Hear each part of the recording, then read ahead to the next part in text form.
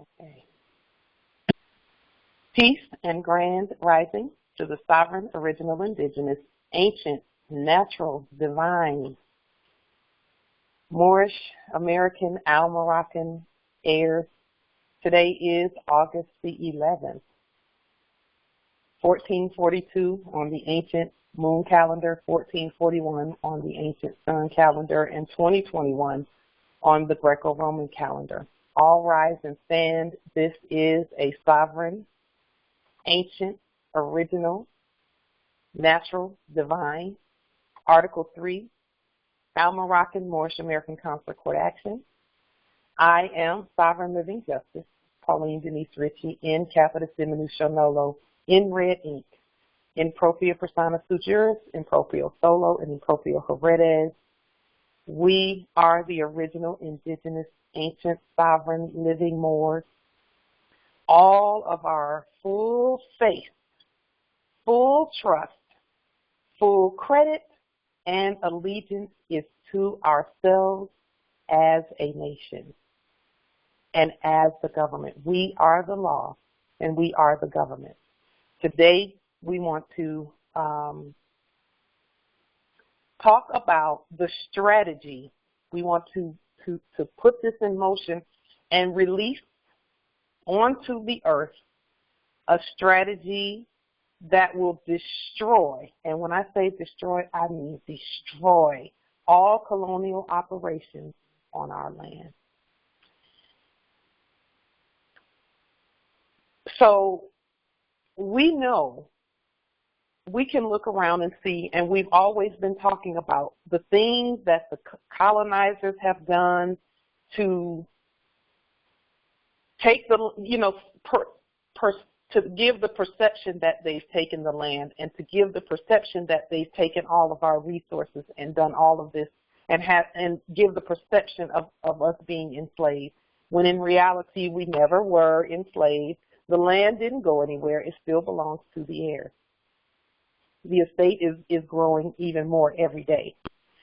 So we want to look back at, in order to roll out this strategy, we must turn to the law and see what happened, what the law says, and how and how this strategy is going to do exactly what we say it's going to do. We've already started. That's why. So I'll say this: the foreign colonial operatives are attempting to give the perception that they're speeding up operations on our land because of what we all are doing. And when I say we all, I mean all Moors. They're attempting to make it look like their operations are speeding up and that they're going to throw everybody in, in the fire, in jail, and all of that. They are now. Let's not. I don't want to give the perception of invalidating or making small the things that they're doing. They're huge in terms of the way that those who look with two eyes see them. Perception is a lot. So they're giving the impression that they're stepping up operations where vaccines and camps, FEMA camps, etc. They're giving the impression that they're stepping up all of that. So let's go back and look at the strategy that that we've already unleashed on the earth. But we want to look back at unum sanctum policies, because our teachers talk about unum sanctum policies, and the following documents are part of unum sanctum. Dum diversas. We've heard our teachers talk about dum diversas. We've also heard our teachers talk about Romanus Pontifex, inter CAETERA, Doctrine of Discovery, Law of Nations. Yes, all of those. So in order for the colonial operatives to attempt the things that they are attempting or were attempting, they had to first all of the little, like, neighbors down the street and all that, they all got their orders from the same place. They got their orders from the popes of Rome, the black popes.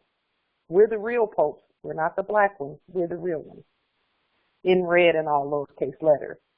And so in looking at dumb diversas and these papal bulls, we want to make this disclaimer because we want to be sure that the Christians know that we're not mad at them. We're going to point some things out, but we're not mad at them. We're not pointing at the people. We're pointing at the spirit of what's being done, and we're up in the other dimension. We're not looking at faces, even though we're going to see a face or two. We're not looking at them because, again, we were just talking about this. The Christians that have been hypothecated don't even have the authority to unhypothecate themselves. They've been trying. Some of them have been trying, but they can't do it. We have to do it. We have to break the spell over them. Okay? So we want to put this disclaimer. We love true Christians. We welcome them to our land. We are not mad at anyone, including the black vessels that are going to be in the video clip that we show in just a minute. We love even the black vessels that are in the video clip that we're going to show because they do not realize that they were chosen by higher powers than them, but never higher than us, to be placed under a cruel slavery spell. And they're being led by a black spirit placed on them by corporate papal bull. They have been placed in a dead black status against their will, which they have no authority to overcome unless we speak the word that raises them from the black dead state that they're in and that they've been subjected under by the corporate black popes of Rome. So just like we have, they thought we were black, we still look the same. Our skin has not changed, our outer temples have not changed. It's just what we called it and the spell that was cast or broken by us on that which, was said to be us. We broke the spell saying, nope, we're not black, we're not Negro, we're not colored, we're not African American. We are the heirs, the sovereign, white status, white at law, Moorish heirs. So now, the strategy that we're going to be discussing here, that we've already started rolling out, I want to put a few questions forth in order to, again, our prophet said if he can just get us to think, we'll free ourselves. So in my thinking and in our thinking together, we have some things to think about. What is it, as we're doing our demonstrations, what is it that could possibly corrupt all demonstrations regardless of of how powerful the demonstration is? What's the one thing that we would say would corrupt a demonstration? I'd love to hear from you. What is it? Just name one thing that will corrupt our demonstration. Any of our demonstrations. You can star 6. Hopefully, let me see. Yeah, you can. Islam, being in black, not that. You said, what is it again? I said being in all caps and black.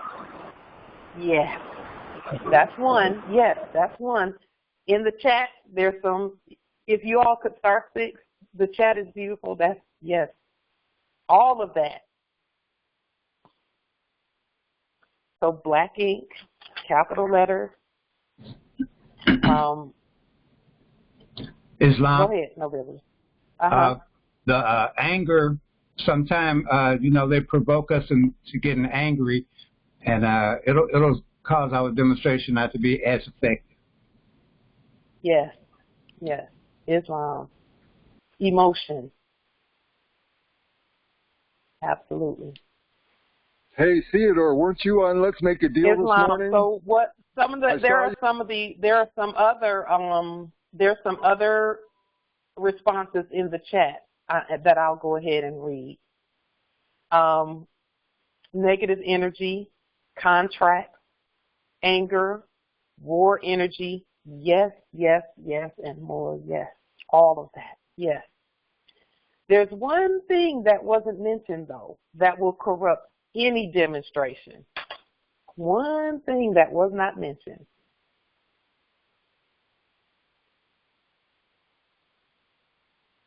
Who can say what that is? Islam. Would that be fear? Fear, you said? Yes. That's another one that hadn't been mentioned. Yes. There it is, Empress Shaba. That's the one I was looking for. Go ahead, Nobility. No, that's fine. Yes. I knew it. Yes. Islam, Empress. But what I was going to say is, first you have to be willing, to move forward. You got to have the will. Yes. Yes. Yes. Our will, our intention. Without a will, there's no will. Yes. That's one of them, too.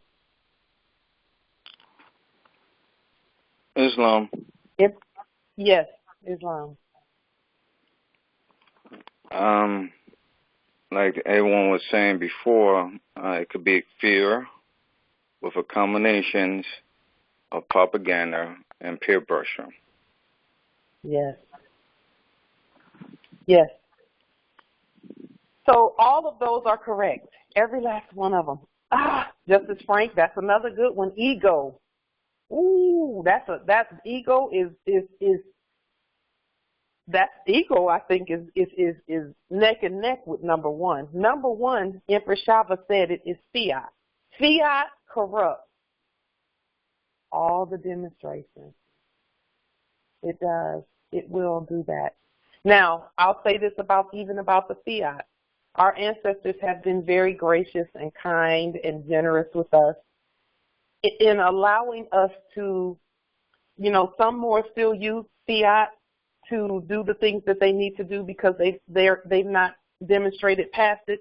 We're in transition, so we shouldn't beat ourselves up about that.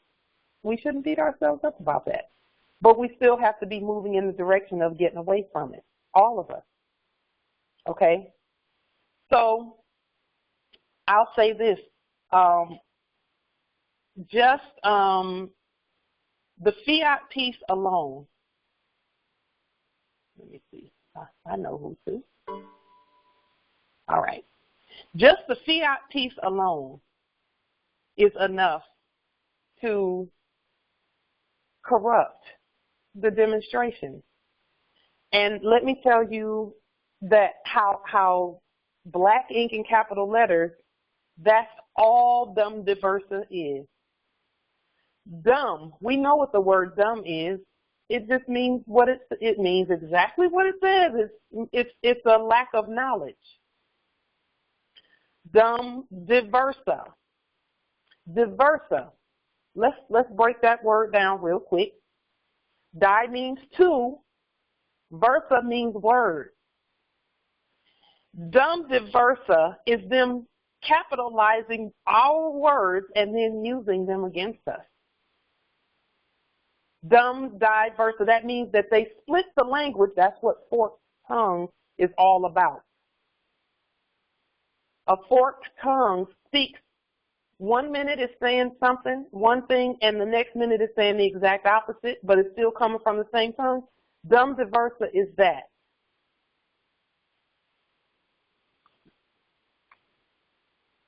Dumb diversa is, just one moment. Let me, dumb diversa is that. Okay? So, let me unlock the conference for just a moment. So with dumb diversa, all they did, I want to show you what dumb diversa, what they're saying about dumb diversa, because this is going to be so important as we move forward. Here it is. I'm going to put dumb diversa on the screen so that we can just read about it and see what they were really doing and saying. So, and I'll put the link to this site that I'm looking at here that we're reviewing. I'm going to put the link to it in the chat. There it is in the chat. So now, did everybody see the video of?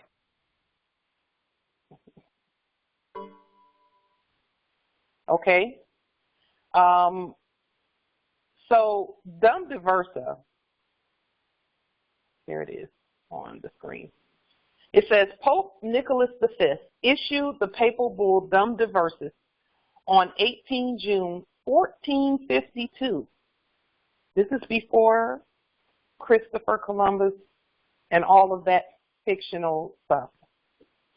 It says it authorized Alfonso V of Portugal to reduce any follow Saracen, Pauline's instructions and get any evicted, Negroes. Saracen. Follow Pauline's instructions and get evicted. Okay.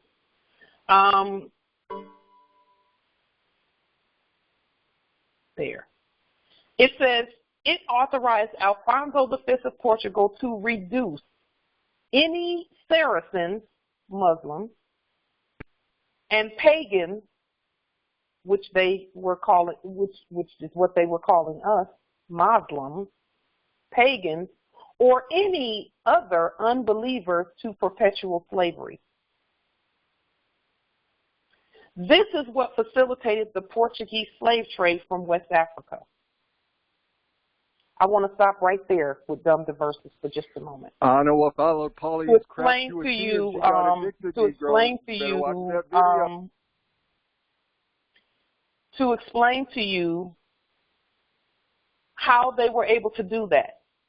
Pope Nicholas issued a papal bull saying they've been dumbed down.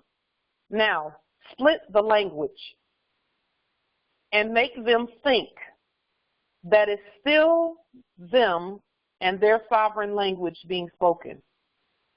In other words, it's going to sound the same, but it's divergent. It's not the same. How are they able to do that? Simply by putting black ink and capital letters out there and convincing everyone that it was us speaking. That's what dumb diversa is. That's how it happens. Diversas.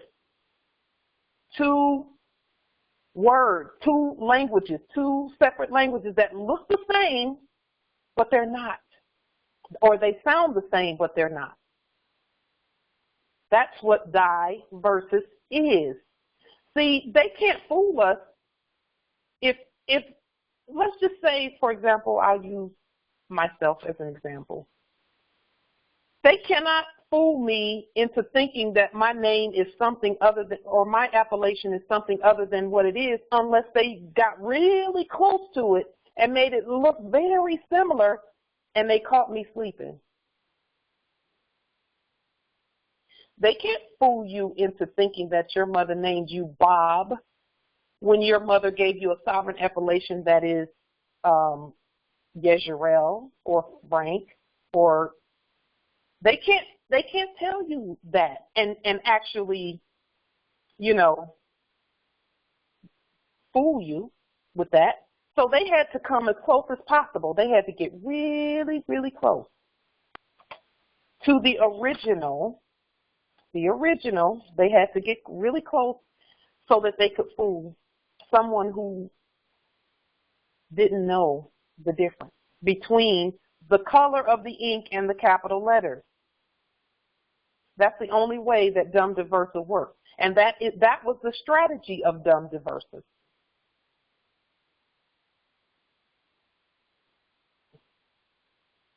Is to change their status and do it, but make it look like it's them.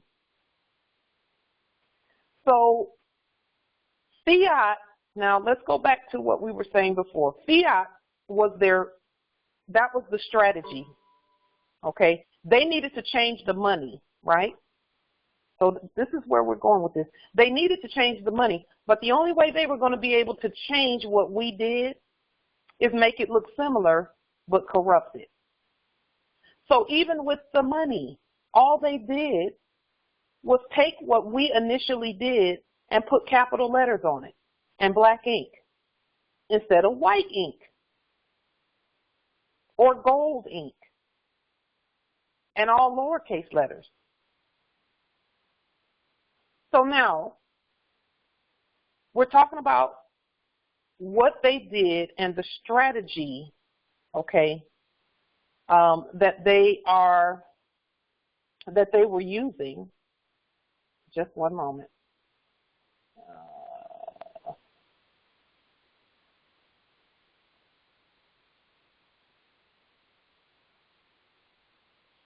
Justice Frank,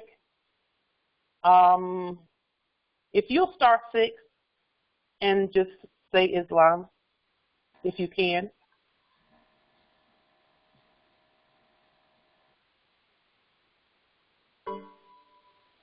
Okay.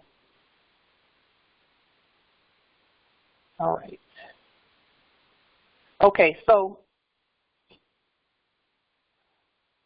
they had to, yes, it is, this is what they were doing, Justice Israel. He said it's the blueprint for capitalism. This is the blueprint for capitalism.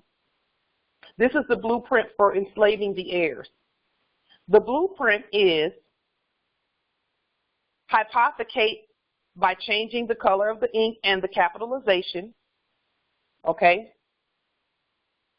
And then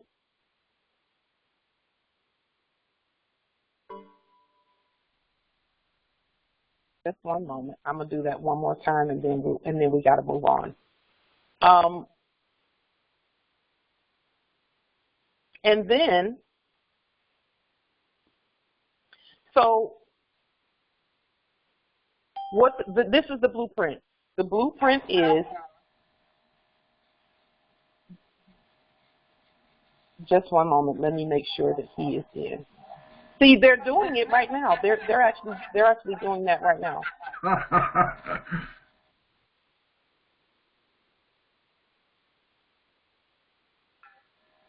Just one moment. You stupid negress, Polly. There we go. All right.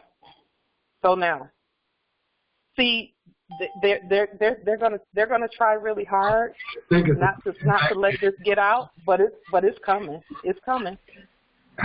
Cut up all you want to, but this is coming out today. This information is coming out today. Okay? This is what they've been fighting, y'all. So now, let me go back. The blueprint for capitalism is what we were talking about. Yes, that's it. Justice Yezreel put in the chat 2 White Houses. Trump refers to the White House in small letters. Yes. They're going to, listen, until we all get it, they're going to try that stuff with us, with each one. Until we get this part about black ink and capital letters, that was the whole dumb Diversa strategy. And they did it because no one was speaking out and saying, stop using their trademark. Dumb Diversa that was them trademarking in 1452. And they knew to do that because it worked even earlier than that. They said, how do you enslave all of those without them knowing? Change the literature, like our prophet said about about changing the literature? The prophet knew that the literature was the key. Change the literature. The literature and letter are the same thing. Literature and letter are the same thing. That's why the bibliofilial text says, the letter killeth, but the spirit maketh alive. Only when you have our living spirit can the letters live. The letters live by putting blood on them, red. So now, let's go back, dumb diversas, because we're laying out the strategy that they use. They got that from us, by the way, so we can't be too mad at them, because they got all of these paper bulls. All they did with the paper bulls is they looked at the ones that we put out in red in our lowercase letters, and they capitalized them and put them in black ink. That's all they did. So now, dumb diversas, die means two, versus means word. Pope Nicholas, let's read the rest of this because it's going to lead all the way up. This facilitated the Portuguese slave trade from West Africa. Now, when they talk about the slave trade from West Africa, they didn't put anybody on a literal boat. They didn't. They used documents to hypothecate, and they just switched the jurisdiction. That's why we never left this land. All they did was switch the jurisdiction, and we consented to it. And you can be sitting right next to someone who's let's just say they think they're a citizen. You're sitting right next to them on the same bench, seemingly. But they're in one jurisdiction and you're in another. Because of the letter and the spirit. They are floating out to sea, sitting right next to you, lost at sea, and you are in the jurisdiction of your sovereign, ancient, ancestral, inherited estate. And you sitting on the same bench, you would think. But see, jurisdiction is spiritual. That's why you can't see it. You can't see jurisdiction. We must manifest it. So, dumb diversa, all they did was change the words and the letter and the document. See, when we first started putting them documents out there, some were saying, we don't need to keep putting all those documents out there. Oh, yes, we do. Yes, we do. Yes, we do. Because each time we put them out there, they were getting more and more and more competent. And they were rebutting dumb diversa. They were rebutting unum sanctum, and we didn't even realize that it was of that magnitude. We didn't realize it. None of us did. I'm positive none of us did. Because if we knew then what we know now,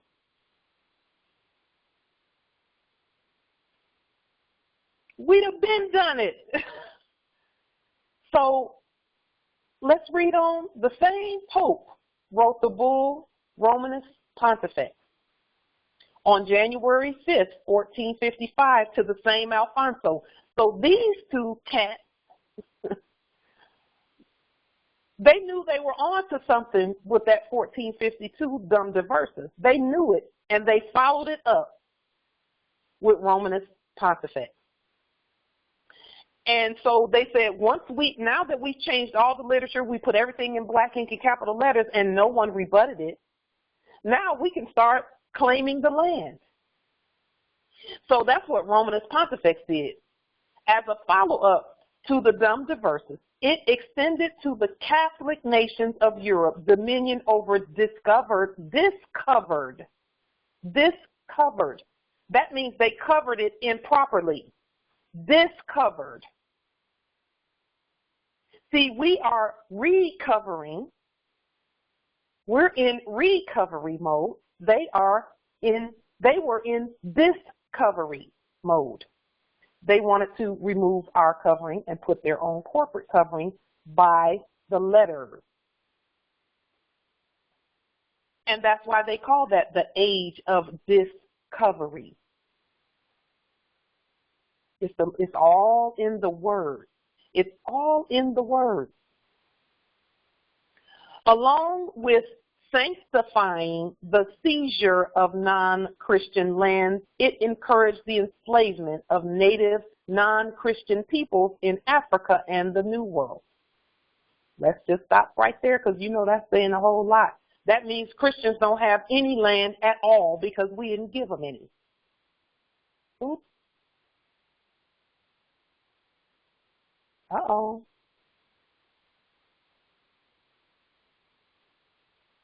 Now, again, remember our disclaimer at the beginning of this.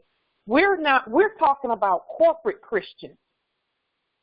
We're talking about commercial, colonial, slavery-driven corporate Christianity. What is that? That's where they hide under they take true Christianity and they corrupt it, and then they hide under freedom of religion while they're waging corporate warfare on us. What is corporate warfare according to dumb Diversas? It's changing who we are, supposedly. It's giving the appearance of changing who we are.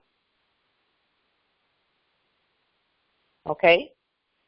How do they do that? We're going to show you. We got a video of someone who's under a spell. We're not even mad at him. In fact, we feel sorry for him because he don't really want to be doing what he's doing.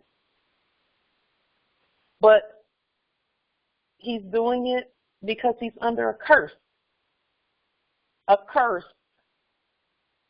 And we have to pull him out from under the curse by reversing dumb Diversa on him and on all of them. That's what all rise and stand is. It is a rebuttal. Proper, competent, powerful, effective rebuttal to dumb Diversas and unum sanctum all together. See, I love the unum sanctum document that we did in red and all lowercase letters. It's good. It's really good. So the same Pope wrote the bull Romanus Pontifex on January 5th, 1455 to the same Alfonso. And then we talked about the non-Christian peoples in Africa, and we know Africa is here. It says here, we're weighing all and singular premises with due meditation and noting that since we had formerly by other letters of ours granted among other things free and ample faculty to the aforesaid King Alfonso to invade, to search out, to capture, vanquish, and subdue all Saracens and pagans whatsoever, and other enemies of Christ wheresoever placed, and the kingdoms, dukedoms, principalities, dominions, possessions, and all movable, that's conveyances and stuff, and immovable, that's land, goods, whatsoever held and possessed by them, and to reduce their persons to perpetual slavery. Now, nobody is going to walk up to all these Moors and say, I'm enslaving all y'all. Here, I'm going to put handcuffs on you and do all of this and that. No one would ever do that first. They wouldn't do that first. First, they would have to amalgamate in and then start casting spells and changing the literature. That's how it happened. That's why we were never supposed to amalgamate, because we fell in love. And that was a no.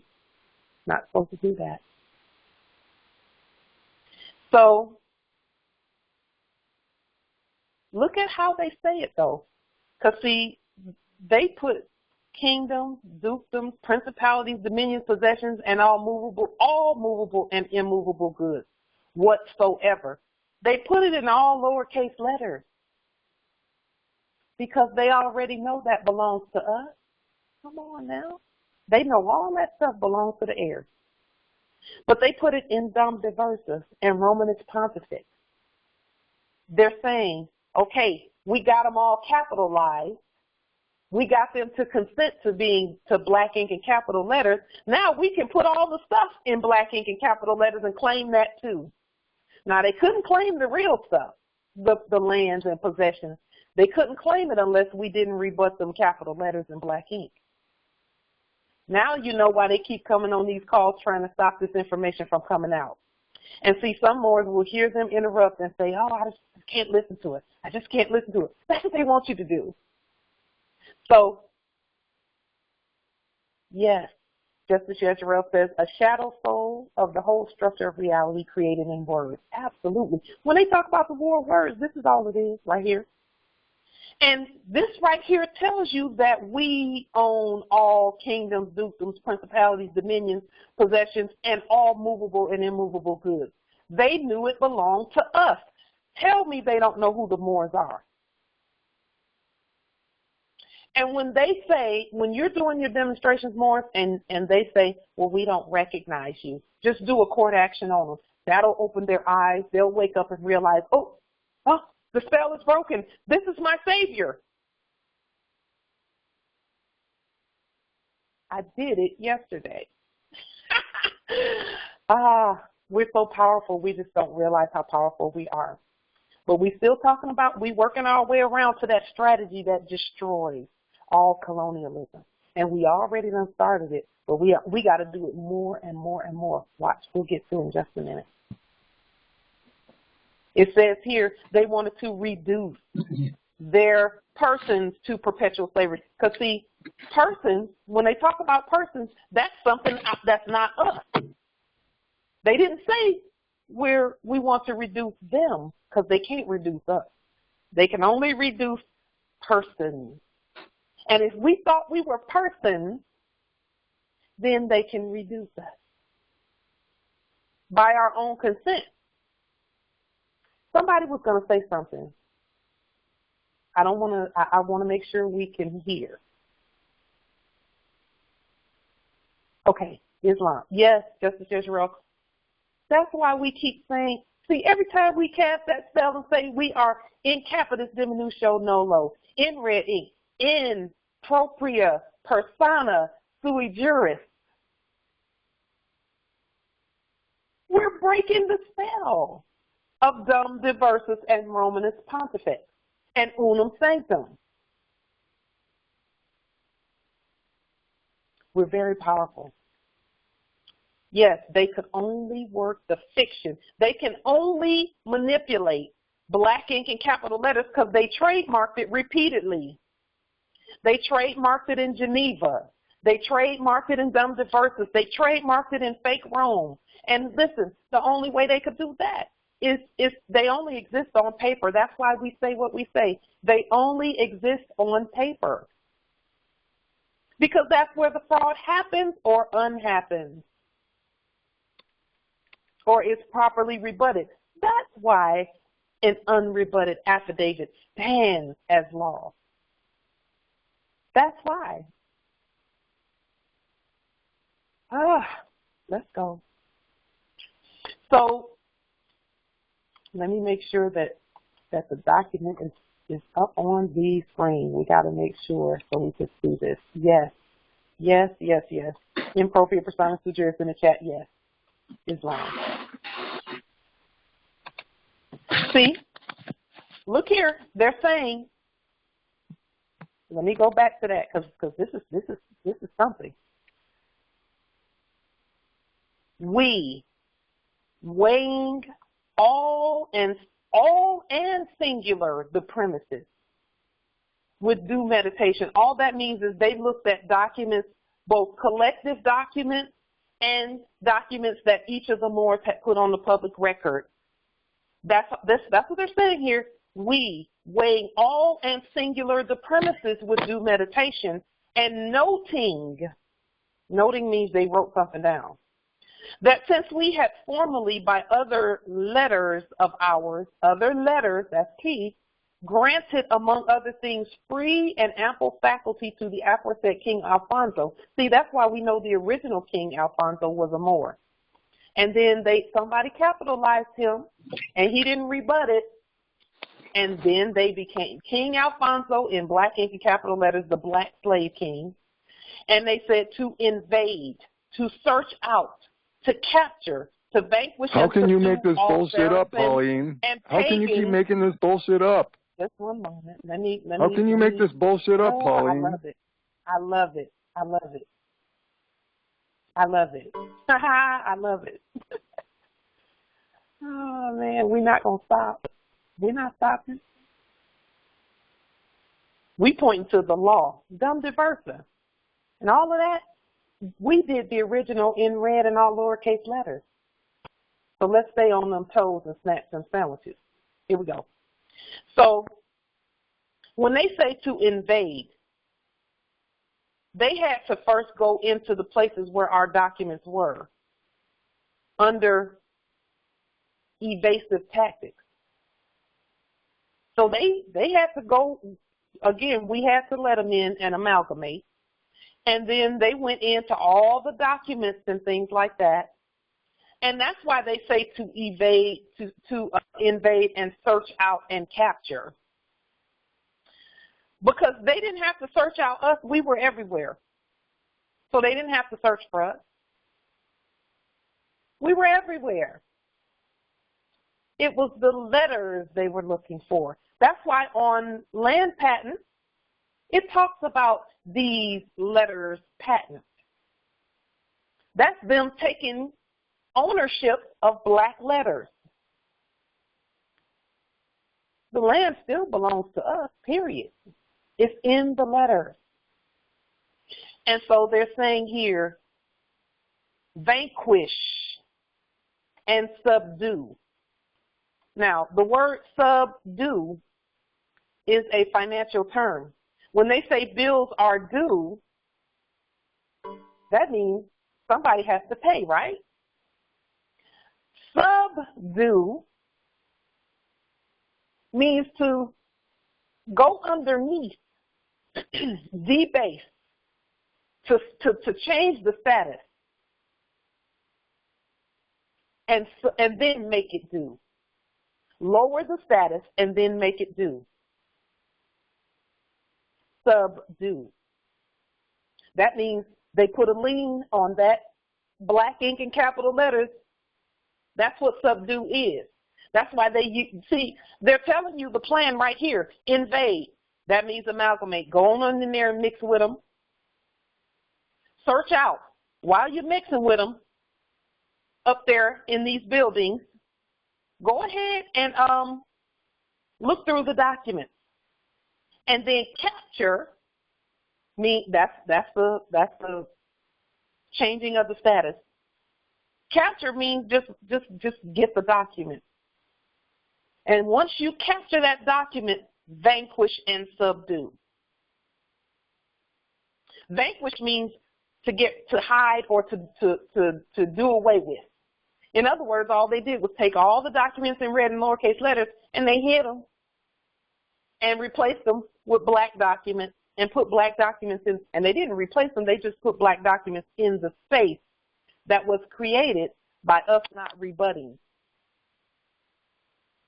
So now, let's keep going because they're talking about kingdoms. They say the enemies of Christ, that's the black Christ because we're the Christ. The popes were the fake Christ, the vicar of Christ, the fake in black. That's why he's called the Black Pope, black ink and capital letters, period. And they said, this is all that is ours. All kingdoms, dukedoms, principalities, dominions, possessions, movable and immovable goods, whatsoever. All of that is ours. Yes. The Christ, Justice Yezreel, teach. Christ with a capital C is really the anti-Christ in all lowercase letters. Yes, it is. Yes. That's why the biblioheliotheque looks the way it looks. And that's why they made sure that they widely distributed the biblios with black ink everywhere, because the original writings did not have any black ink. They were written in red. We wrote in blood, if you go far enough back. So we know all of this belongs to us. Now let's keep going, because we gotta get to the strategy. We're talking about kingdoms, dukedoms, principalities, dominions, possessions, and all movable, immovable goods whatsoever held and possessed by them. We hold and possess still to this day, and to reduce their persons to perpetual slavery, and to apply and appropriate to himself and his successors the kingdoms, dukedoms, counties, principalities, dominions, possessions, and goods, and to convert them to his and their use and profit by having secured the said facility, or faculty rather. The said King Alfonso, or by his authority, the aforesaid infant, because see, they're really they're all names or words in black ink and capital letters is actually considered a minor who cannot govern their own affairs. By his authority, the aforesaid infant justly and lawfully has acquired and possessed, and does possess these islands, lands, harbors, and seas, and they do of right belong and pertain to the said King Alfonso and his successors. In black ink and capital letters, those black ink and capital letters belong to them. All they're doing is saying, we got the patent on the black ink and capital letters. So they followed that up in 1493.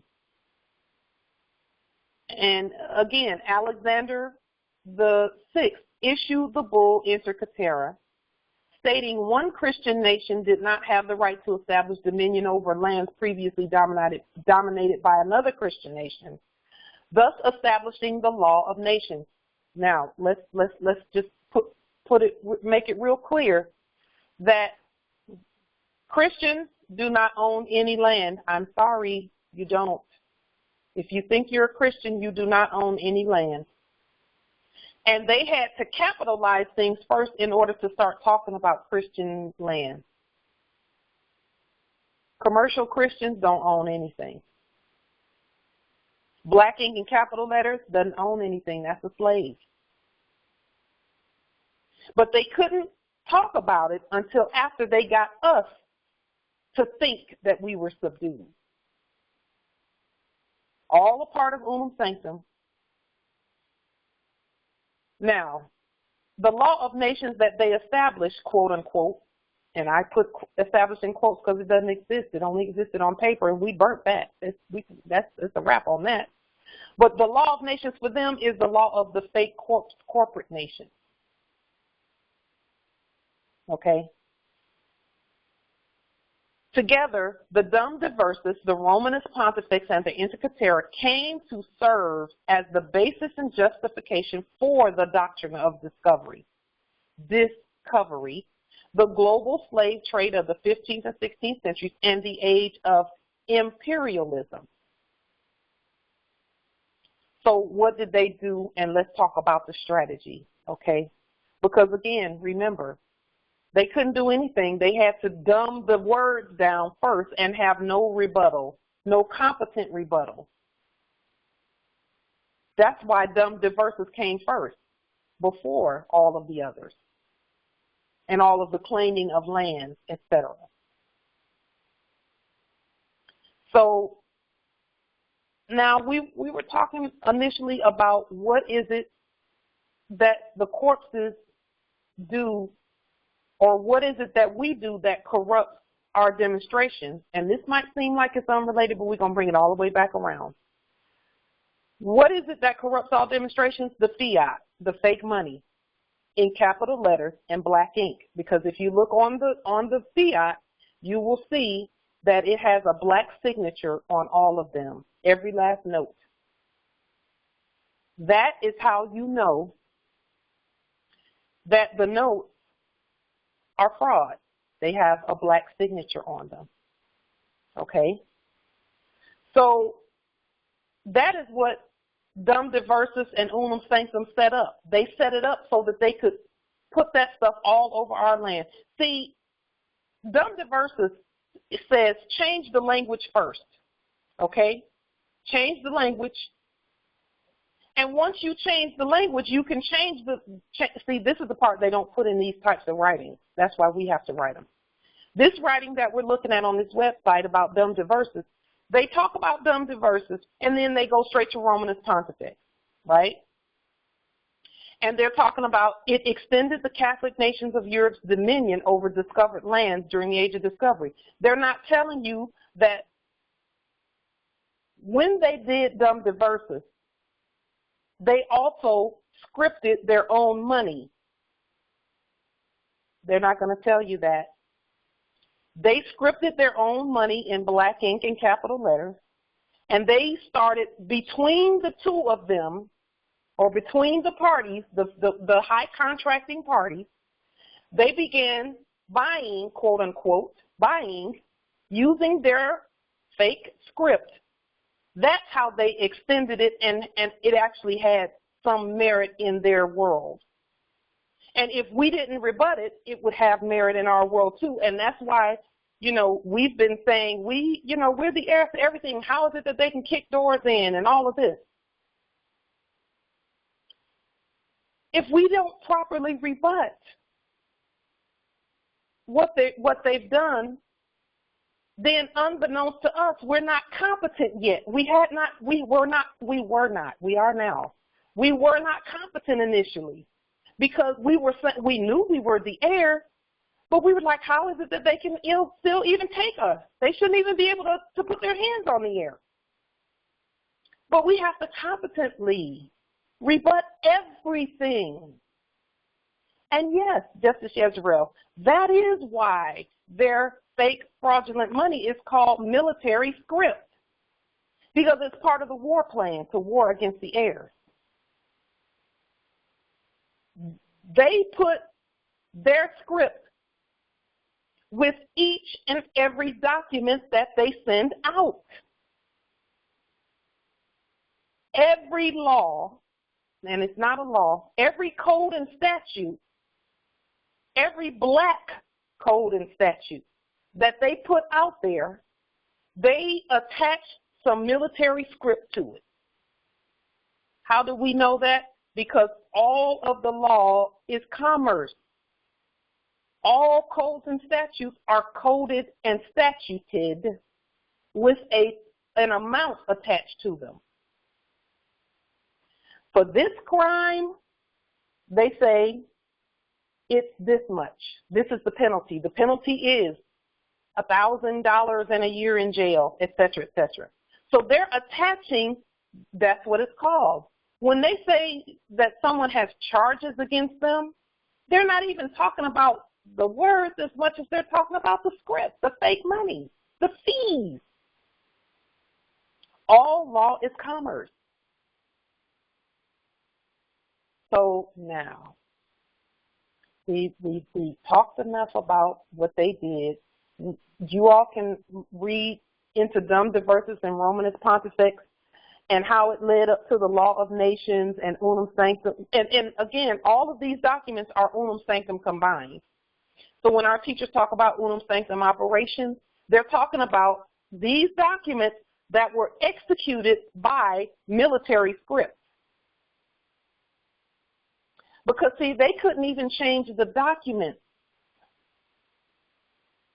if we were using our own script between one another first and then with them. They couldn't change it. But none of us rebutted the script. None of us rebutted the capitalism. Capitalism is a money script, not money. Capitalism, corporate capitalism, and Christian capitalism is it's fiat driven. Now, what does that have to do with us today? Well, let's talk about the reason why we did the disclaimer with the Christians at the beginning of this call. We did the disclaimer, and let's put it back up on the screen because we're gonna have to make it real clear so that no one gets confused. We're not mad at Christians. We love Christians. In fact, we're gonna set a whole bunch of them free. What? You mean? But they've been saying that they can set people free. No, we're gonna set them free so that they can be Christians the right way. So let's put this back up here so I can show you the video that I was talking about earlier. Sovereign disclaimer. We love true Christians and welcome them to our land. We are not mad at anyone, including the black vessels in this video clip. We love them too, since they do not realize that they have been chosen to be placed under a cruel slavery spell and are being led by a black spirit placed on them by corporate papal bulls. They have been placed in a dead black status against their will, which they have no authority to overcome unless we speak the word that raises them from the black dead state that they've been subjected under by the corporate black popes of Rome.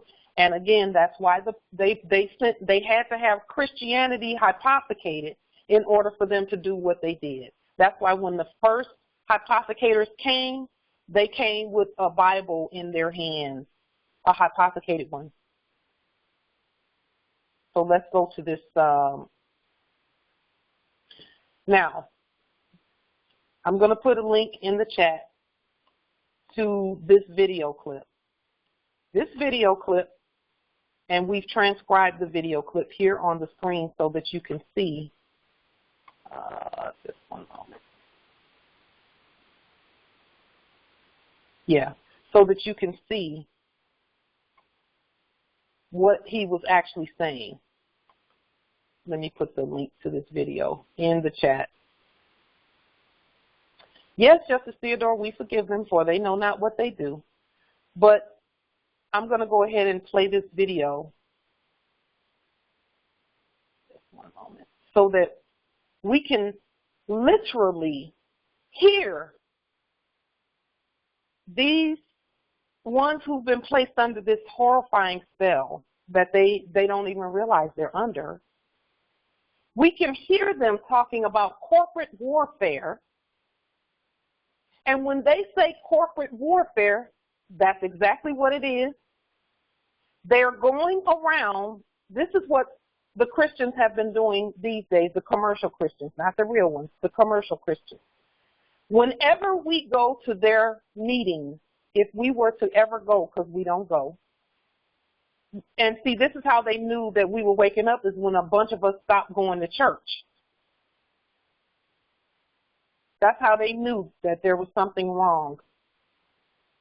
Because, see, when we were going to those fake churches, and again, I grew up in church, but most of the people in the churches did not realize what was going on. They didn't realize the bigger scheme. When we go, and they always have us filling out something, whether it be a visitor form, or they have you sign a book to come in. They say, here, sign the visitor log. Or they say, here, all visitors, please stand. We want to get you a visitor card. We want to make sure you get a visitor card so we get your information, so we can keep in touch with you. And it sounds loving. But they always give you a black pen. Uh-oh. They don't ever give you a red one.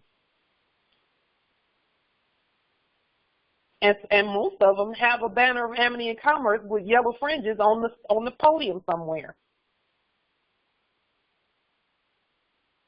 Or they'll say, or to the members, they'll have the members paying them tithes. And in some of those churches, if they didn't pay tithes, they got moved out of their leadership role or their membership role. Yes, and donations to the casket, which is the plate. They pass that plate. See, when they know that even if you put, like I used to do, put $1, if you just put $1 in the plate, you're still agreeing to be a Federal Reserve agent. So they still got you, even though you thought you was getting them by only putting $1 in. Because I sure thought I was getting over back in the day when I would just, you know, I would have, you know, 100 or so in my purse, but I take out $1 and I fold it up so they can't see that it's $1, and I put that one in the plate, and I'm just giggling, thinking, yeah, at least it looked like I got some money, not knowing that they were laughing harder than I was. So that's, yeah, just to share the real, oh, that's good. He said in the chat, approaching the bench. That's what it is. That's what it is. That's why churches are designed just like courtrooms. They have the elevated podium, and everyone else is sitting down at a lower status, and then they'll say, everyone stand and raise your hand. And then pray. Well, that's the same ritual that's done in the court. And then they take the fiat. They pass that tray. And they say to you, even if you don't have anything to put in there, the fact that you intended and wanted to put something in there because you prayed and asked to be blessed with fiat, so that next time you can have something to put in the tray. They know that the law is intention as well, or intention is the law. Yes, Justice Morpheus, it's consent. They just needed the energy. Now, again, we love the Christians. We love the non-commercial, non-501c3 ones. Because, see, that 501c3 thing, that's where they took all the wonderful visitor forms that you filled out in black ink and signed in capital letters. They took all of that consent and they turned it into the Internal Revenue Service. And did you know that even if you didn't put your address that you thought you had on the tithe envelope, but you just put a quote-unquote name, that the churches could actually turn those tithe envelopes in to the IRS. Yes, I know that for a fact. That if you wrote something on a piece of toilet tissue and put it in that thing, in the plate, they can turn that into the IRS and get credit. Yes. The church, the 501c3 churches and temples and mosques and more science temples that are 501c3s in black ink and capital letters, state agents. Sorry, but not sorry. They have to come out of black ink and capital letters. The crazy part of that is we can be a 501c3 in red ink and all lowercase letters, and that would be appropriate because we're the IRS that we're reporting to. And we're using real money. Ooh, that's where the real benefit comes in at. When you report to yourself in red ink and capital and lowercase letters. Then you're not taxed really with real money. So I digress because we got to get to this video. This is the transcript on the screen of the video that you are about to see. And again, they're talking about corporate warfare. Corporate warfare is these churches, and here's the thing. See, now that people are not going to the churches, there's been a great falling away That's the thing that the hypothecated Christians and the commerce mercenary Christians in capital letters in black ink, they did not want to see the great falling away because they knew their end was near.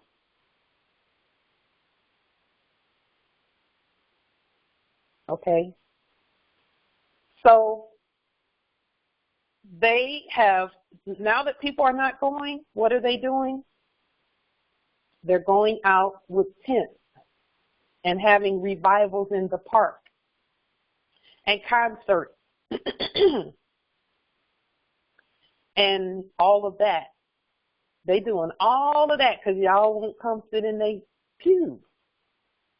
So they can't get any signatures if you ain't sitting in pews. And let me say this, Moors. If there are no Moors in the pews, they can't have the pews. Did you know that? All they need is one more to attend, and they can have a pew in court status. They cannot pull you in the pit. Yes, Justice Theodore, they can't pull you in the pit if you're not there and you know who you are. So then they start talking about colonial warfare, commercial warfare, corporate warfare. Corporate warfare is where they put their tent up in your neighborhood, and usually it's in a hood. Usually it's in a hood. And when I say a hood, I mean those are the places where our beautiful energy has been in the past. They will come and set it up in the middle of the most poverty-stricken place because they want to keep you in poverty, and they know that that if you stay in poverty, that means you'll sign up for any sandwich. They're using what's being used on them, on the poor.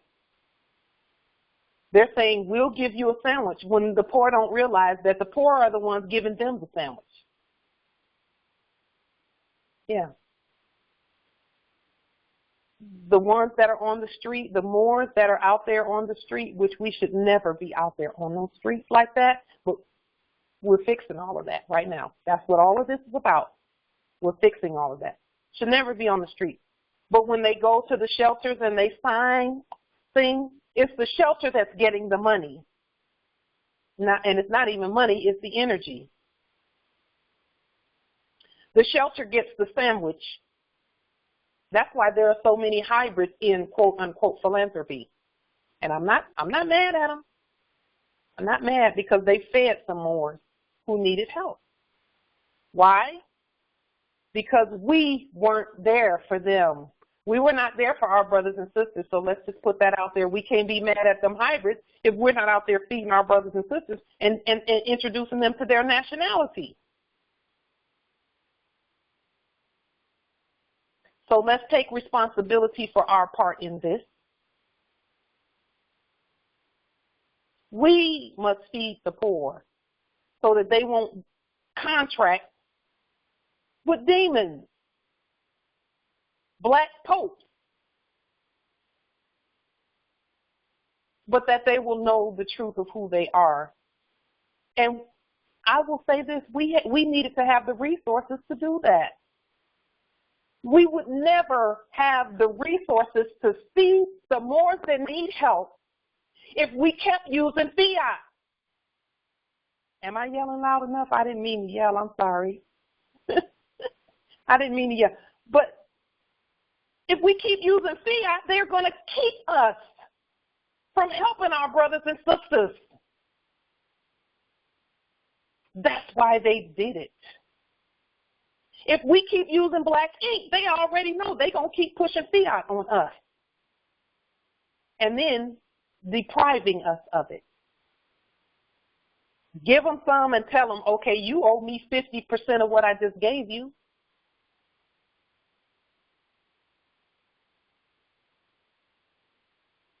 We get into a strategy here. We're almost there. Give me just a minute.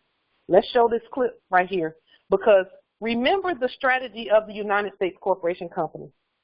Let me tell you what their strategy was, and you all know this. I'm just affirming. I'm not telling you anything new.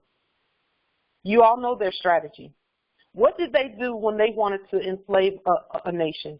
They would take all of that fiat by the boatload.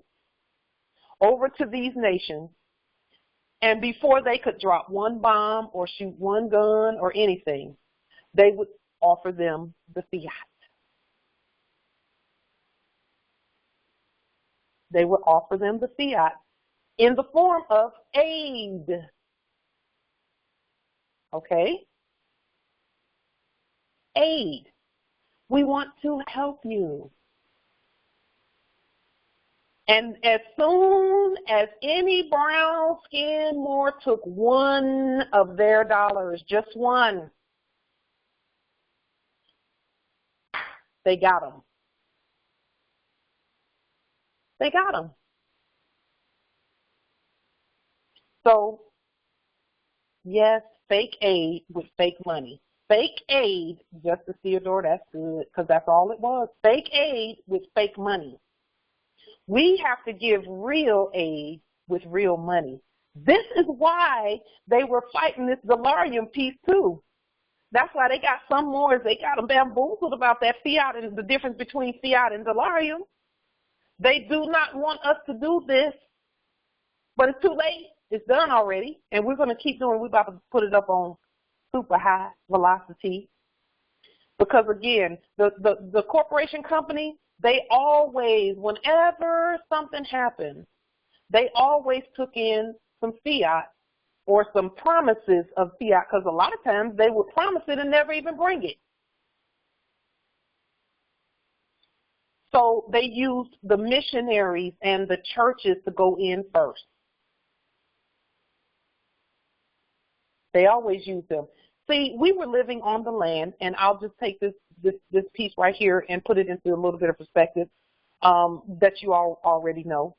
So I'm really just putting it in perspective for myself. They would see us walking around, and we didn't wear shoes. We were free on our land, walking around. We would eat from the trees, and we were happy. And they would go in with their missionaries and say, "Oh, we have shoes. You all don't have shoes." Now they needed to separate us from the land. You all don't have shoes. You need shoes. And they would bring their weather instruments in there and all of that. You all don't, and they would destroy our food source and then put up a grocery store and say, "Oh, we have food for you."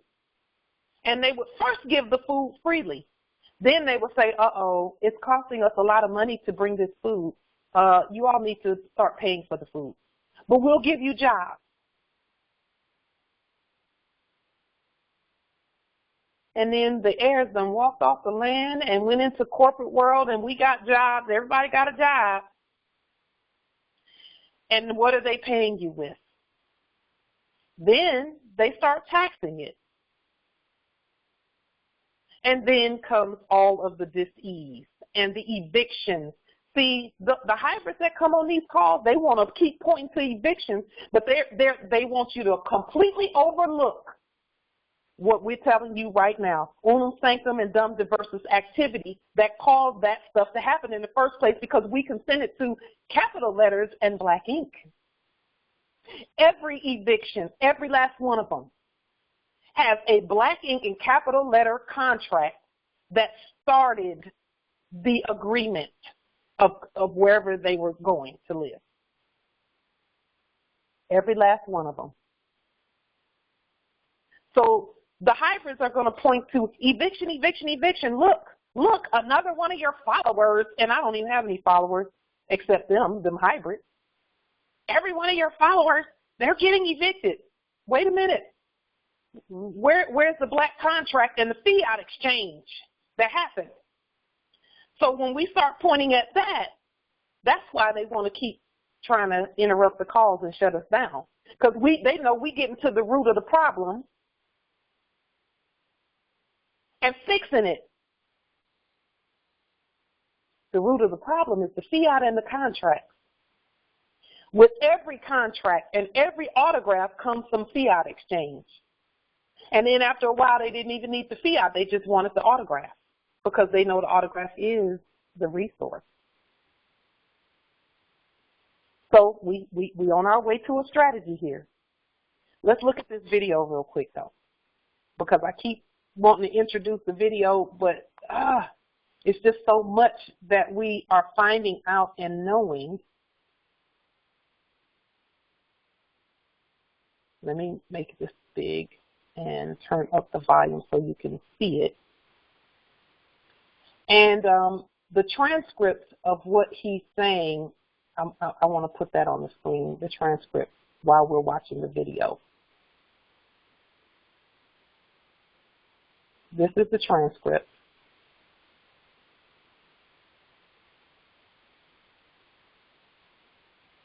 And this is the video. Let me make sure you can see. Okay. So let's watch this guy.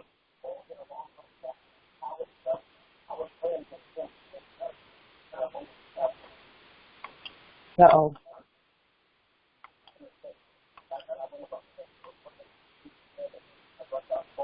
Just one moment.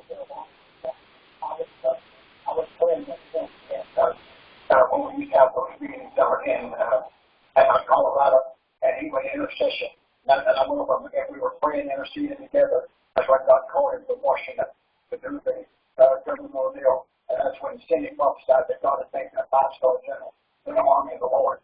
Then I wrote our book on God's World War III, corporate warfare, and I've gone to 30 nations doing corporate warfare to pull down strongholds and establish God's kingdom, God's word. So that's what I've done since last time I saw some of that. And then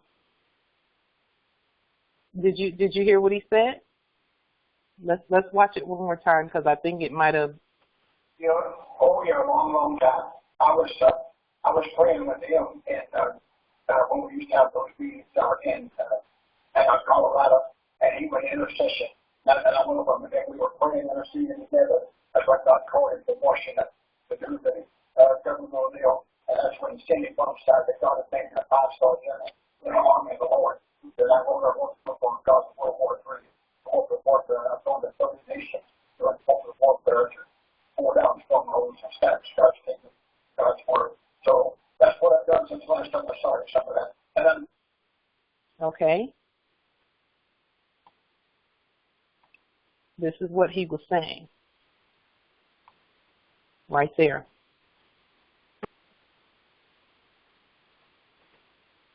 These preachers don't know. Again, we're not even mad at him because the spirit of the papal bull, see, Timbuktu, which is the Vatican, was so strong and powerful that our word coming from Timbuktu changed the whole earth. So the Pope, the fake black Pope, hypothecated that. And then they did the same thing, and they told all those Christians, they said, you all go over there, and I don't care what you call yourself. You can call yourself Protestant. You can call yourself Catholic, Lutheran, Episcopal, Pentecostal, Holiness, Church of God in Christ, Church of Christ, Church of God, Church of Christ Scientists. We don't care what you call yourself over there. But y'all better be capitalizing some heirs.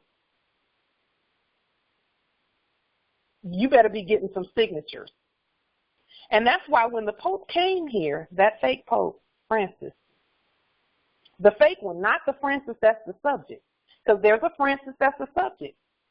It's just a matter of whether you cast the spell and cast out the demon. And when you cast out the demon by casting the right living spell, then the corporate dead Pope comes alive and he becomes the servant of the Lord. That's how that works. So that fake one, when he came here, I found it very odd at the time because that was in 2015 and I wasn't awake. I hadn't heard of Moors and Moor science rather. I didn't know anything about us in 2015. But I found it so odd that people like Joel Osteen and T.D. Jakes and all of them, I know for sure Joel Osteen and them met with him, and Kenneth Copeland, and some of those and I'm trying to not call them hybrids as often, but call them something other than that. Something else. Foreigners, the immigrants. I found it odd that they weren't Catholic, but they met with the Pope. And I saw a video clip of when Joel Osteen came back from his meeting with the Pope, how his spirit was changed. I didn't know then that they all worked for the Pope, Justice Yisrael. You put that in the chat. I didn't know that. I thought that the Christians were the Christians and the Catholics were the Catholics. And the Protestants were something different, and the Lutherans and the Episcopalians and the Jehovah's Witness and the Mormons.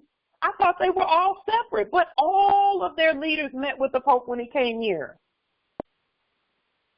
All of them. Islam. And then, yes, go ahead. No, Billy. You want to know something interesting? I was doing a study on the word denomination, and when you look at the etymology of denomination, it says a calling by something other than the correct name. Think about that. What? All those denominations, a calling. Look at go to Edmaline online, edmaline.com. Okay, let's do that right now, because let's just. I yield. Edmaline online. Let's do that.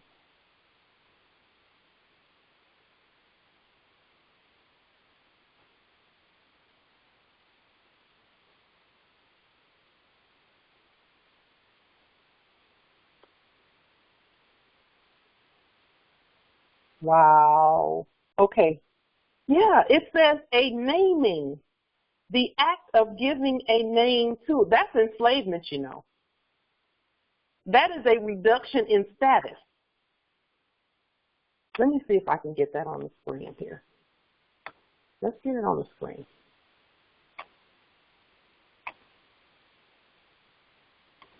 Can you see that on the screen? Denomination on the screen? Okay. That's a reduction in status. A calling by anything other than the proper name, metonymy.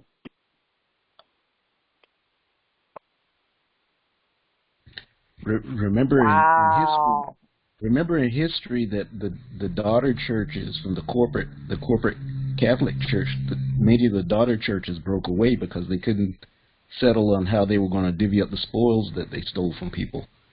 And so many of the daughter churches broke away. Those are now your denominations hiding under other names. Yeah. But they're all practicing capitalism. That's why they're all still under the diocese. Think about that. I yield. We know that corporations are all the same because, see, that Catholic Church, the fake one, is the same as Walmart, the fake one, and Toys R Us, the fake one, the capitalistic one. You might as well go to Walmart and worship. That's why it's called warship. Warship. It's a ship of war. And we know that vowels are interchangeable, so just change the O to an A because it's pronounced the same. Islam nobility. Warships are also considered flagships. Yes. And also, these denominations has to be equivalent to 12 to work. So these denominations... They have to be equivalent to 12, you said? Yes, to actually work in effect. That's why when you have all these other names and the denominations and churches, you have to have 12 churches to override oneself. Well, that is a hypothecation of the 12 tribes to override one tribe. That's why when people didn't consider the number, it was basically a number, but people didn't figure out the theory. That's why they always taught us the numbers, not the theories. That's why when you're actually expressing content to the whitewashing, and this is the half of the answers, now we are exposing the blackwash, which needed the whitewash. Those two is comparison. And if you notice, people only want half of the answer, ignoring the other half, which is the blackwash was always considered debunking or exposure. Yes. Or rebuttal. When you talk about law, it's rebuttal. Right. So therefore, we are now exposing something that's always been whitewashed.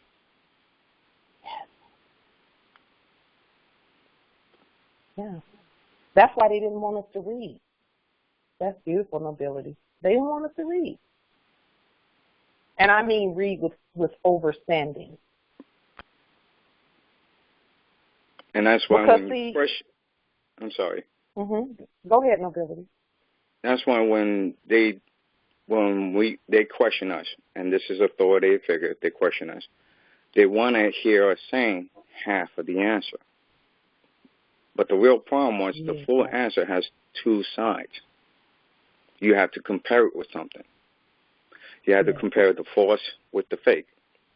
The false with the truth, but it's a brutal truth to compare two truths that actually is brutal, because out of that comparison, it actually is obvious to see. That's why when we are questioned, we are only to tell, like the yes or no questions, we are only to tell half. And it's just saying yes instead of explaining with the yes. Yes. That's good. That's how they know. See, by us putting these meetings out on the public record, we're not only, these are court actions, these meetings that we're doing, because we know the value in the law. We make it the law that all corporate unum sanctum, all black corporate unum sanctum is unlawful, and that we have the true answer to it, the proper rebuttal at law. And they have to stop doing it when we give the proper competent rebuttal. That's the duality that you're talking about. And it's not really duality as much as it is rebuttal. Period. Well, actually, it's also based on double standards. Yeah. Double standards allows them to submit ourselves, when the fact was the double standards allowed them to play. Yes. So that's why that's why I came up with the same theories where the whipping boy was more relevant now than ever. Yeah, that's good. That's really good. The whipping boy, that's where the prince would do some things and he'd have a whipping boy who would get in trouble for the things he did. Oh, that's good. Yes. So now we're talking about, having put that, this is why Delarium is so important. Because it is the rebuttal to the fake, that the one poison that corrupts all demonstration. So one of the empresses pointed this out to me just yesterday about how insane it is for Moors to pay someone in fiat to give them a lien process or to do a lien for them. Because the liens are in gold and silver, and the liens state that fiat is outlawed. So why would you pay someone in fiat to do that or for that process? That's why we put them all out on the public record.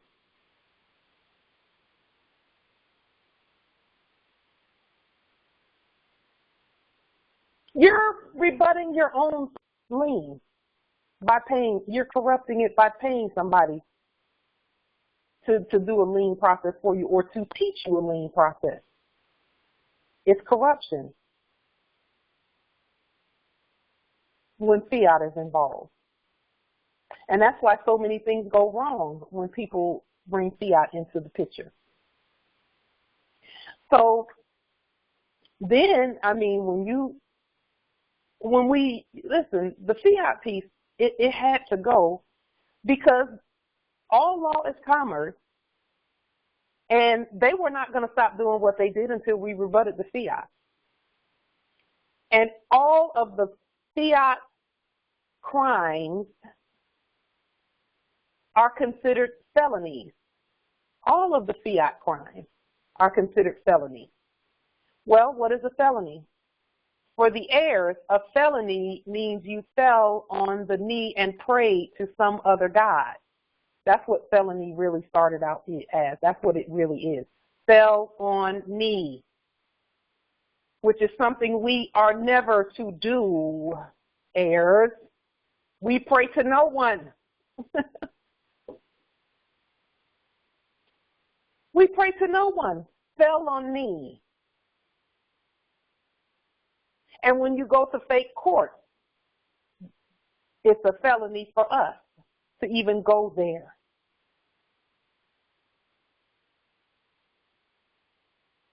And then what do?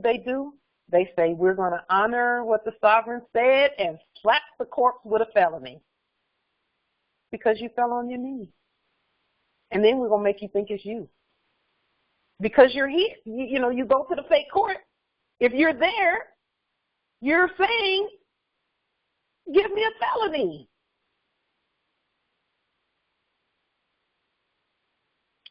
I'll let that stay right there. I won't go any further with that.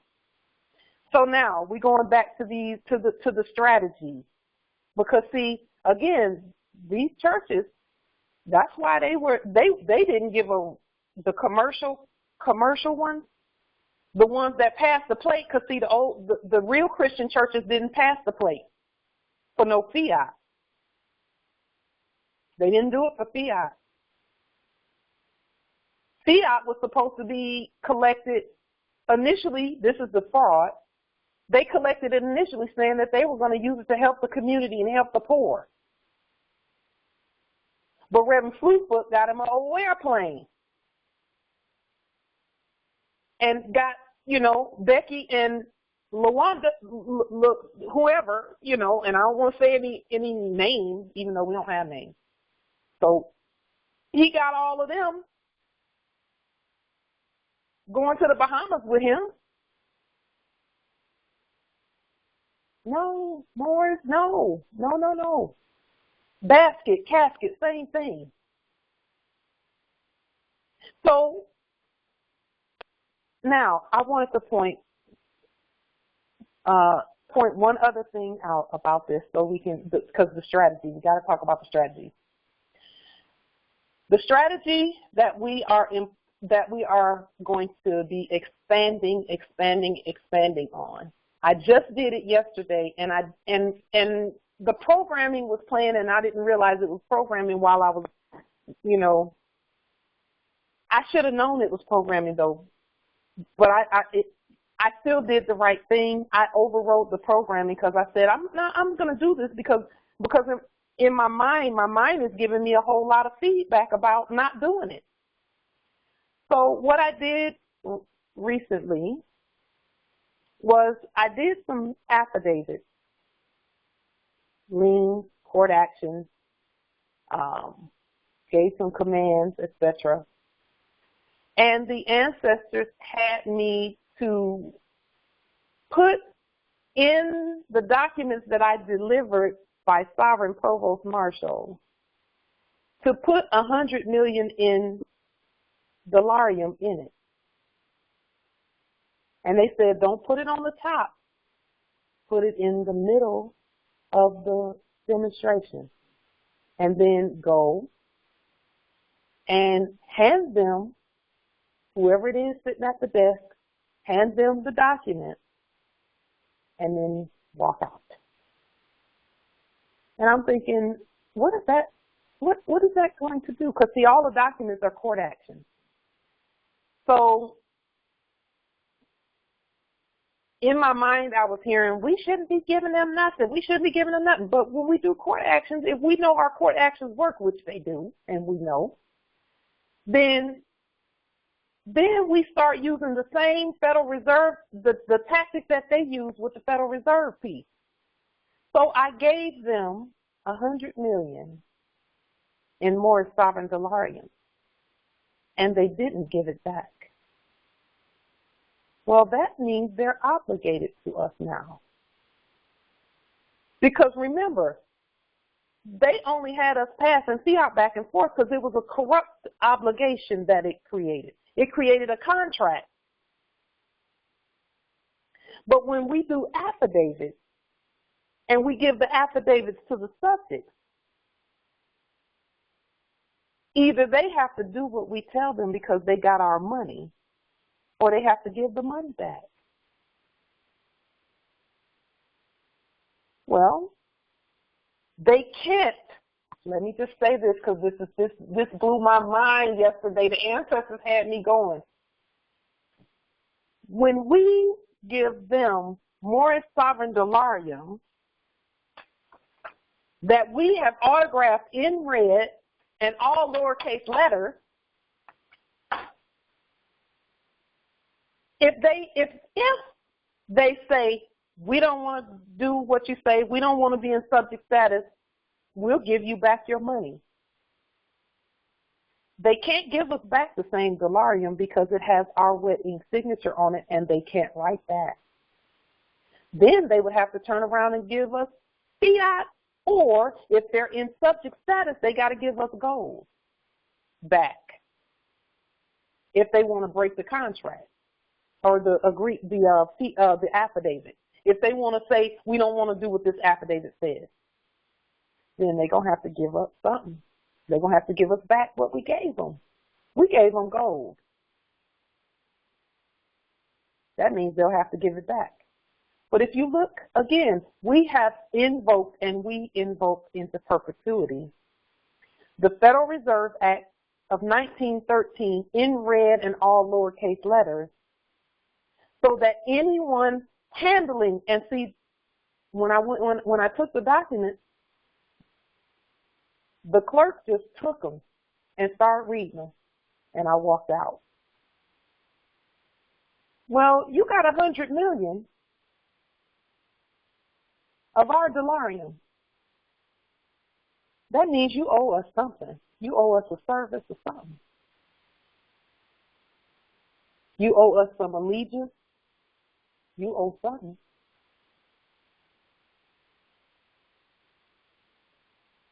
That means you're in subject status because you took the money and didn't give it back.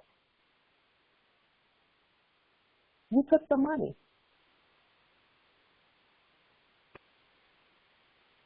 See, that's why the Service Corporation would take that big old giant thing of a suitcase full of fiat over to these other nations and say, here, we'll help you. We'll give you, we raised $10 million in aid to feed the poor here on your land that we made poor by even our occupation. Because, see, they don't tell you that part. Here's this big old, the Red Cross and charity and the churches and the ministers and missionaries. And that's why they always say in these commercial churches, send us some fiat to help the poor over in Africa. They're not even talking about the Africa over there. They're saying, help us to continue corporate warfare against the heirs at America, Africa. That's really what they're saying, because they know we're the primogenitors. And when we consent to something, it applies to the rest of the earth. Did you know that? That if we consent, then it applies to everybody else. But if we stop consenting and be ourselves, that applies to everybody else too. So as soon as we woke up and said, no more contracts with the United States Corporation Company, people stopped buying the bonds. And you'll see just in the last 2 or 3 years, all of the other nations of the earth have said, nope, we're not buying any of that stuff. Justice Theodore, that's a good question. So does the $100 million dellarium cover the $100 million from the lien? This is what it does. Yes and no. Yes, it does, because it's proper rebuttal to any fiat. See, think about who you're liening. You're liening the corpses. When you lien the corpse, you just lien them and leave them lien. But then you give $100 million in dellarium and you say, okay, subject.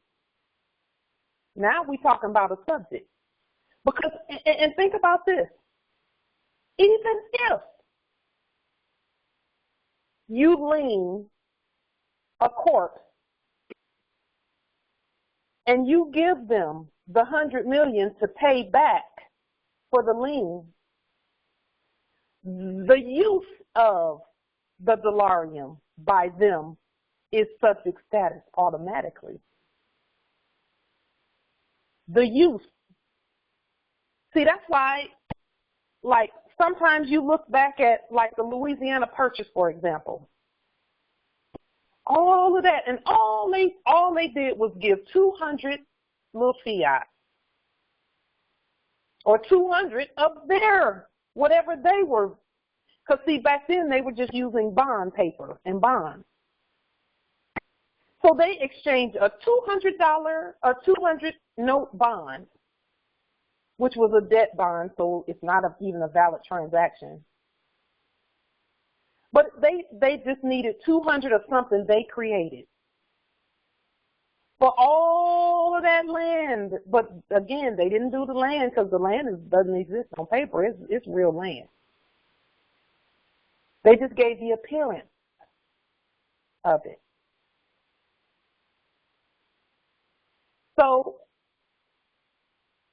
I'm going to continue to lien and give dellarium with the lien. Because if they want to pay the lien, they're going to have to pay that, they're going to have to use that money. And we already know that if fiat corrupts everything, then dellarium uncorrupts it. See, they're all, if they do it, even if they do it, whether they give it back or not, they're in subject status. Now, we know that. But if they give it back, they can't give us back what we gave them. In terms of the dellarium itself, they can't just hand us back that same dellarium because it has our wet ink signature on it, and no one represents us. So they're going to have to give it back in services. In services. See, they can't, you know they can't use our wet ink signature as something that originated with them. They can't do that. And if they, even if they did, even if yesterday, for example, they had turned around and said, we can't take this dellarium. If they touched it and they hand it back, they're already in subject status. They got to get right. Yes, Justice Jezreel, they have to. That's why it was so important, and Rothschild said it. He said, give me control of the money, and I care not who makes the laws. Because he knew that the love of money was the root of all evil. See, the bibliophiliotext don't say a whole lot about roots and things, but I am the vine and ye are the branches, that says that, and it's talking about the Savior, so we know we are the vine and everyone else is the branches. But when it talks about the love of money being the root of all evil, when it says the root, that's down to the bottom. That's down to the foundation.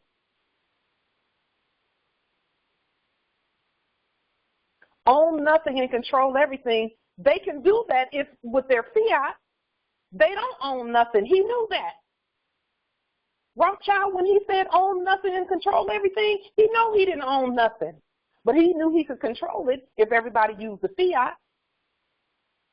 He was giving you the keys then. So for those who, you know, y'all might want to go ahead. That delirium is not a joke. When I saw the dude that was in there, the hybrid that was in there, once I gave them the document and I walked out, I went out onto the stairs of the place that I was at. And I started thinking, okay, how did that demonstration go? It went pretty well. I mean, there was no, you know, I'm here, it was good. But then the ancestor said, don't move because we got something we need to tell you about what you did. Because I was having some thoughts about giving the delirium because I'm like, they can't really use the delirium because they're, you know, they're not us. The ancestor said, oh, yes, they can. When they're in subject status, they can use it. But they can only use it as subjects to the Moors. And they can't give it back because it has your wet ink signature. It's not their autograph. It's your autograph. So they can't just hand you back the delirium. Even if they did, they would still be in subject status because that would be an exchange as well. It's an exchange still. It's a sovereign exchange. So then they have to do the services. So Moors, this is the strategy. And I'll bring this call to a conclusion with this strategy. With every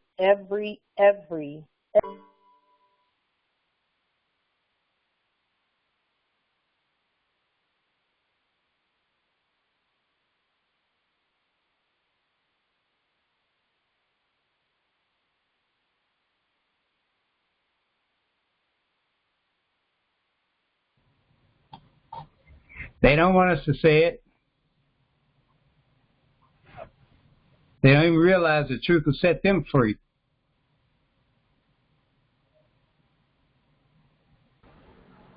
You see how they block that out like that? They crazy. I'm telling you. Yeah. Truth hurts, don't it? Damn. You're dropping that knowledge.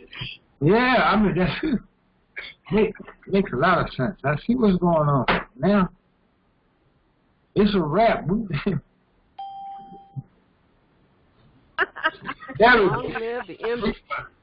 Islam. Yeah, you already know. Y'all know that not even these phone people, nobody wants this to go out. This is the strategy. The strategy is put delirium with everything. Go every document that goes out, put some delirium with, even if it's just one delirium, even if it's just one with your wet ink autograph and your right red thumbprint, put it with every document that goes out. And listen, even if you don't have any documents with you, if you go somewhere, you're really just invoking, okay? That's what you're doing. You're invoking with the use of the delirium. There's a little bit of an echo coming from somewhere. I'm going to mute just a couple. But because even if I had walked in there and just put 100 million delirium or 5,000 delirium or 1 delirium, if I had just walked into the place, put the delirium on the counter and walked out, that's an exchange if nobody rebuts it. Now, I'm not going to touch anything or take anything, but I'm going to put delirium everywhere I go. Somebody going to get some delirium. Everywhere I go, somebody going to get some. But I'd rather have a strategy. The strategy is what happened yesterday, because the dude that was in there was shaking like a leaf, and he knew I had him. He knew there was nothing they could do. He knew there was nothing they could do. He knew it. And you know what? Okay, I'll tell you what he said. You know, they try to be combative, and he was in corporate status at first until he got those documents, and then he had to come. This guy wasn't even at the front desk. He had to come out of his office because they took the documents back to him. He came all the way from a big giant office in the back, a big old giant one in the back. I saw it back there with a nice big window, beautiful scenery and all that. He came up and he wanted to war because I went back in there about 10 minutes after. The ancestor said, don't leave, because I was just gonna leave after dropping the documents off. The ancestor said, don't leave because we need to show you something. I stood out on the stairs for about 10 minutes listening to the ancestors, and they started revealing to me that the magnitude of what was just done in terms of giving them liens and all of that, and then giving them delarium to pay with. Because see, we've been giving them liens and all of that, but we have to provide a way to pay, and we've been saying that all along, that we can't debt subjects without giving the subjects a way to pay, but we can debt corpses and send them to decapitation, because that's what we do with them. We send the corpses on because they wasn't supposed to be here in the first place. And the corporations and corpses are the ones that have been pushing the fiat, claiming to be the light company and claiming to be owning some conveyances and all of that. So they said, okay, now go back in and just wait. So I went back in, and it's still, and they saw me coming back in, and there was a I don't want to say rent a cop because I'm not going to downgrade anyone. There was a security subject who did a little something on his thing, like, oh, she coming back. And so I went up the stairs and I went back down the hall back into that office, and the guy came straight out the back, out of that big old office, and started wanting to cast some spells. But you know what he said? He said, we know all about the Moors. The FBI has already told us about the Moors. He said, if she comes back in, we have to help her, but we don't recognize that paper. That's what he said. You know what he's saying? I said the paperwork is not optional. And that's when I left. And then I went around and enjoyed the rest of the place that I was at. Just went and, enjoyed it. They have to serve. That's what he's saying. We have to serve her. We have to serve her. We know who she is. We know about the Moors. The FBI told us. But it's really funny because they didn't pick up the phone and, FBI, she's here, come get her. None of that. It wasn't none of that. None of that. And remember, our information is on our writs and affidavits. But it wasn't none of that. They didn't even call anybody to put me out. They were real. He had to get in subject status and say, we have to serve you. We have to serve you. Yes, you do. You are a public servant. Yes, FBI. Listen, about that FBI thing, we're the original FBI in red and all lowercase letters. Come on, Moors. We taught them everything they know. They didn't originate any of that. The guy was just standing up there giving keys, giving out keys. We have to serve you. We know you. We even recognize. And see, he was saying he recognized the Moors by saying the FBI told us about the Moors. He was saying we recognize you, but we're the original FBI in red and all lowercase letters, all of us. No one could investigate better than we could. No one could throw somebody in the clink faster than we would, because it's our land. So, with that being said, I am going to, now they got our 100 million. So what you going to do for us? How you going to work that off? What you going to do? Because, see, this is where, and I'm not comparing us to pimps and things, but this is where the pimps got that from, where my money, you know. Now, we're not that, Morris, we're not that. But I'm just saying that energy, okay, and that's why fiat was so, that's why they made sure everybody on this earth got some fiat. So then they could hold you to some obligation, whether you wanted to or not. Yes. Now remember, when I gave them the 100 million, it was attached to some court action. So let that be the strategy, because you got to put them in subject status so that they're obligated to fulfill. All right, you got 100 million. What you gonna do for me? Okay, and again, you know, we're not being arrogant or anything like that. All we're doing is saying the same strategy that we taught you, we now know it, and we're just proving that we've learned. That's all we're saying. That we've learned, and that whoever it is that accepts that fiat, and they accepted it, they can't have no fiat coming out of that. No fiat exchanges and transactions coming out of there when it comes to the Moors. That's subject status for them. Yes, in the chat.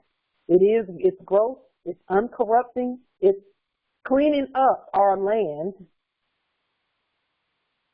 He was saying they have to serve. Whether they want to or not, they have to.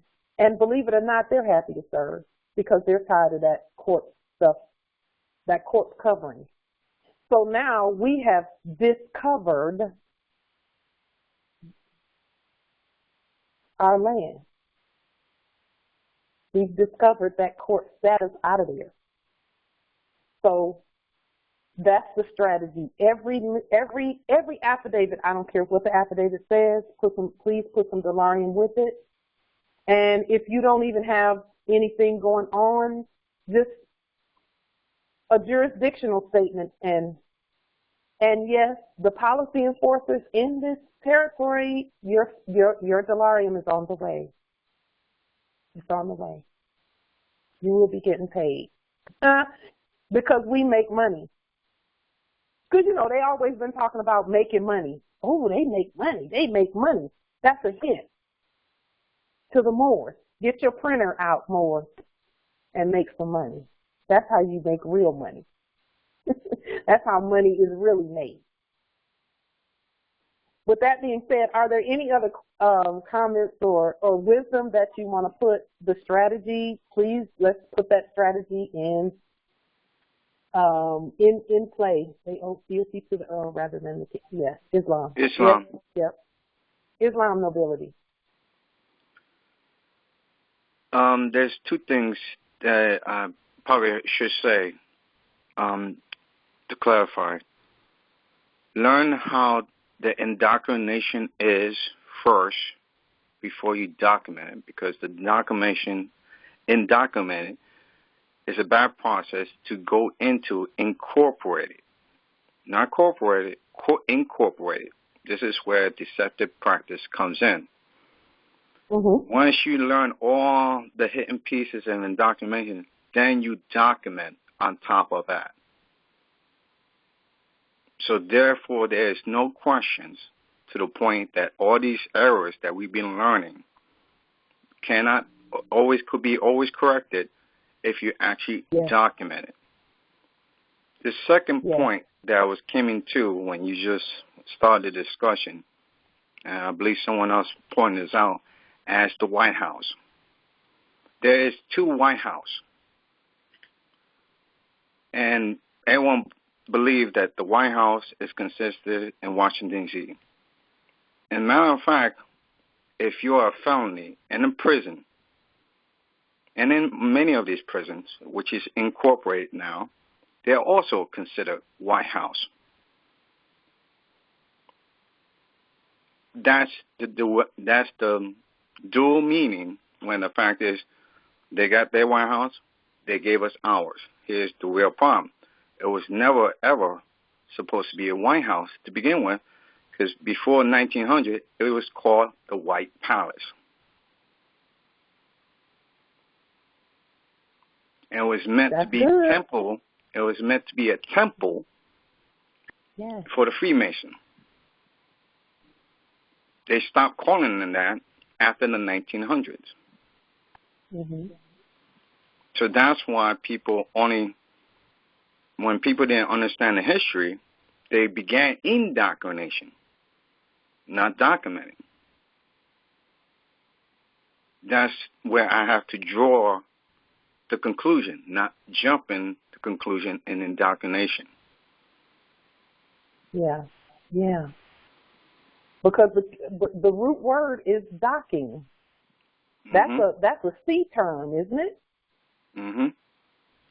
It's also a financial term. You always have to dock by the Moors. Yes. By the port. Yeah. And you need something to tie it up, the ship, to the Moors, which was the weirdest thing, because the Moor was considered a big metal stuff that you tie the rope around. And that's the weird part, because if there was no Moors, what would you tie it to? Nothing. Lost at sea. Right. You would still pull away from the port. You would never be attached to the land. Yeah.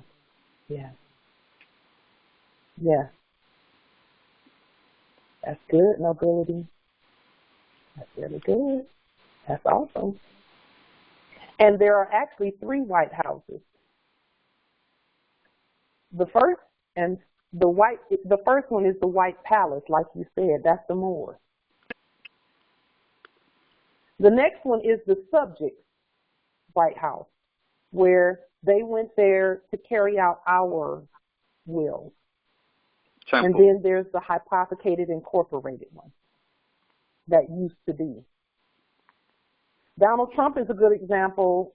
The subject Donald Trump is a good example of the subject White House, where when we woke up, they would say to all the subjects, okay, we're back at the Republic because the Moors are back. That's the subject White House. And he would be the one to not warn, but tell everybody, okay, y'all gonna have to get in place, because the last thing you want is the Moors judging you. So get in place, everybody. And then the fiat has to go, because that's a corporate item, whereas dollarium and gold and silver and land and all of that is tender, lawful tender, as mentioned in the Constitution. So that's where we are with all of this. That's the strategy. The strategy is put dollarium. We need to spread it everywhere we can get it. Yes, they do. And you know what? Some wet ink signatures and bright red thumbprints on some dollarium species is some act right. It will do it. I'm telling you, it'll do it. Because the place that I was at is where all of that stuff originated for them, so to speak. And they couldn't do a thing. They're getting subject status. With that being said, we will convene again tomorrow at 7 p.m. Eastern, 6 p.m. Central, and 4 p.m. Pacific. Peace and grand rising to the sovereign, original, indigenous, natural, divine heirs. Islam. Islam.